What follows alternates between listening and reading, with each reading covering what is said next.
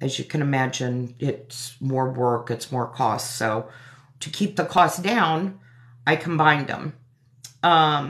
Because normally when you're doing a liver support, you're doing a lymphatic support too. So it's now in just one tincture.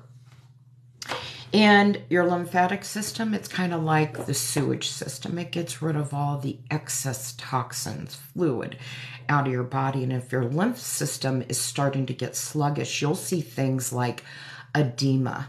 You know, when you squeeze your ankle and then you let go and you have the imprint, you know, and you can feel maybe your ankles or your feet or your hands getting a little swollen.